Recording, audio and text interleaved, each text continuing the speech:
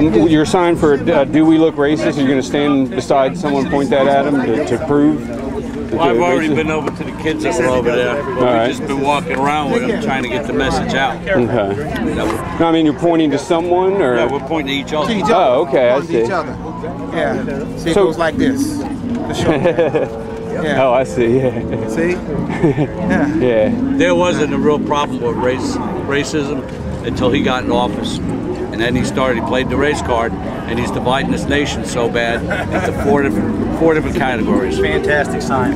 Thank you. God bless you. God bless you. Yeah. So, from your perspective, I'm trying to get people's perspective why they're here. I get a lot of answers. Some people are for guns, some people are for this and that. Yeah. What values brought you here today? What are you here for today? Man, I'm here for every one of these people that gathered around me that feel that they are a part of this nation.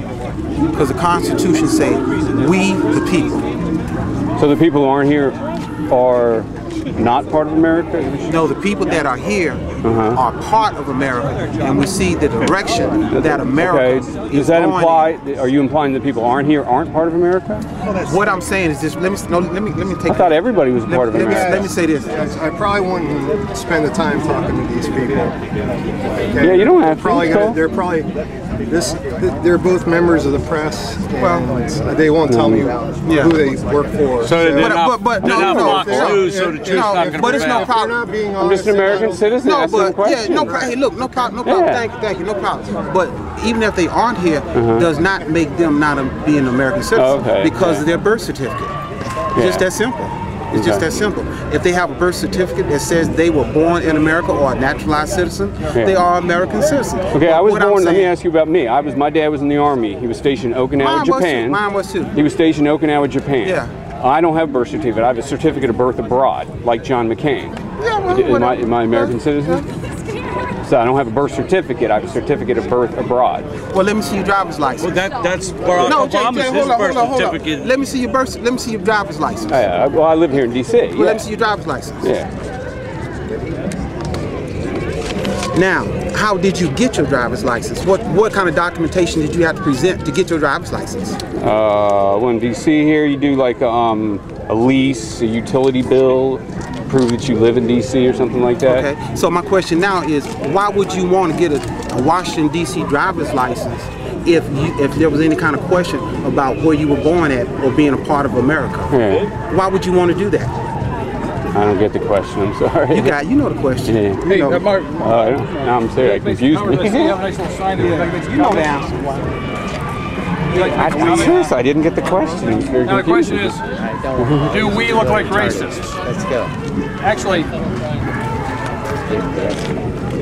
Very hostile. there we go. Well, what does a racist look like? You tell us. That's what I mean. Ask the Democratic side that's been playing that card the whole time. I'm from North Carolina. I can tell you what a racist look like. A racist can be anyone of any ethnicity who can go to Webster Dictionary and pick out the word R and put the letter A and the C and the I and the ST, and you can make Webster's Dictionary say anything. That's what a racist is. Is it a person's actions that determine it then? Well, I think Their heart and their actions? The actions emanate from the heart, not what makes what the person do, but the heart dictate their actions, and then the actions indicate their character. And when a person's character is on display, then I know what type of person you are. And I think you hit it right on the head right there. And I think Martin Luther King said it the best. I think if you judge a man by the content of his character, not the content of his skin, you're a good man. If you judge them by the color of their skin, you're a racist. That's pretty much the definition. Yeah, exactly. I think Martin Luther King defined it the best himself. Yeah, and besides, no one is here to want to see anything negative happen to President Barack Obama. It is about his policies. Notice this, I gotta say this, because if we who have not met him in person say that we hate him or dislike him or wish any ill harm towards him, then that is what I would call an ignorant person. An ignorant person is one who talks about somebody and have ill arms towards somebody that they don't even know. Can you name a specific policy that you think is bad that he's done? Name it. One of the policies. Easier questions. Can you ask us of one good thing that he's done? Yeah. Let me ask you. He finally posted a profit. He helped the auto industry. Well, you just you just transition. The cash for caucus was a complete disaster. But Ford just finally posted a profit for the first time in like 6 quarters. But you just transitioned Ford into didn't something take else. the You asked bailout. me the question. No, Ford didn't take the bailout. GM, who was Barack Obama to fire the CEO of General Motors and give the 52% of the went to the union? Okay, you know President Reagan? It was a union. Okay, President Reagan bailed out Chrysler. Do you think that was wrong? Do you think President Reagan is a socialist for bailing out Chrysler? Anything at all. Anybody want to comment on that? No. Not a thing. Okay, GM and Ford have paid their debt back already. I mean, GM did, right? He lent it to GM. I'm sorry. You're right. I stand corrected. I'm sorry. Yeah. We had about 1,000 Well, you won't be able to hear in the camera.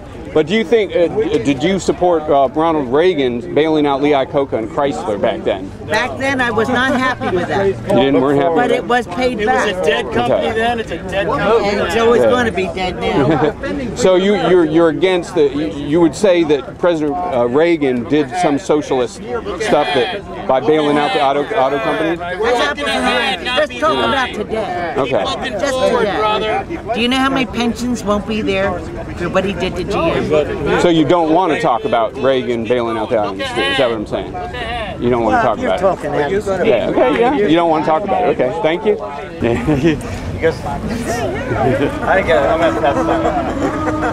So I take it from your sign. You're saying that it's impossible to govern without the Bible. So you should. Well, George Washington said that. Yes. Oh, okay. So I heard Glenn Beck one time say that the words social and justice are not in the Bible. Social and justice? Yeah, are not in the Bible. Would you agree with that statement? I don't know about justice, but social, possibly yes. Yeah, because it's actually one of the Psalms that sings about social justice. So, okay. So you don't think if you saw someone who needed health care and couldn't afford it, and you wanted to try to get them that, you think that isn't that being compassionate to that person and using the Bible to try to get health care to those people? Using the Bible? Absolutely. As a guy? I think individuals, given the responsibility, will stand up to that. The government, I don't think it's the place. I know it's not the place of the government to do something. So you think it should be for nonprofit corporations, for-profit corporations, who should get the health care to the people? And just I'm saying individuals. I'm saying you give individuals responsibility. The government don't have any money anyways. They take it from the people. Okay. How about someone who's disabled and can't work full time and can't buy health care? There should be something set up, not necessarily for those people. But just get the government giving it to everybody, taking money from other people and giving it to everybody, makes people lazy. Isn't it tith at the church? Takes personal responsibility away from people. So so you want people to voluntarily give up money to help other people, just not be forced by the government? That's what I'm trying to understand the dynamic here. So that's what it is? Okay. If that's what they want to do, they don't have to. Yeah, you don't want them forced by the government to help out. It's not their responsibility. But you think it's a good thing if everybody takes care of everybody, the downtrodden, the people thing. Oh, okay, just not the government. Yeah, the government. Okay. The government doesn't have the right. Okay, when the rubber meets the road and corporations aren't, and the healthcare prices go up, and they aren't taking care of these poor people, do we just raise our hands and go, oh well? I don't have an answer for that. We're not in that. We're not. We're not in this state right now. Oh, so yeah. So you think there's an answer out there? We just haven't found it yet. Put us in this state, and you'll see what happens. Yeah. Where God is the center of the country, and you'll see what will happen. Which is how we started. Yeah, I have to ask. Do you think President Obama is a Christian and follows the Bible? Absolutely not. You can tell that based on his actions. Can you name a couple actions? Very strong and pro-choice. Not even pro-choice. Pro-abortion. Yeah. You cannot agree with that. Okay, so you want the government. You want the government to step in and stop a woman from getting an abortion? Absolutely. So it's all right for the government to get in between the woman and the doctor? There is right and wrong. Murder is wrong. Oh, okay. Saying I have to buy health insurance is wrong. Okay? Yeah. There's a big difference between a moral issue and saying I have to have insurance. Do you think the government should force people to buy auto insurance? To cover your car, if I wreck into your car, absolutely. Yeah. For me, okay, let's say I just choose not to buy insurance for my car. Okay, let's say I don't choose to buy health insurance, and I get hit by a car and I'm bleeding in the gutter. I don't have insurance. What do you do with me? That was your personal choice. Yeah, so you leave me bleeding in the street? Is no, that? What if they're indigent? Then they work. They pay it off. But that's part of the healthcare. So who would force them to work and pay it off. They have a bill. Personal responsibility says they pay it off. Yeah. That's so how everything goes. You'd have to force them to work, right? Though. Well, they should work anyway. They can't. The Bible says you don't work, you don't eat. Okay. So you take that. If they're not eating, then they got a problem. So do you think that's a platform that everybody here holds, but the people who don't like Glenn Beck don't hold that? Think they don't care about that? It's not about Glenn Beck. Oh, okay. Yeah. All right, thanks, man. Let's go. But thanks for your service.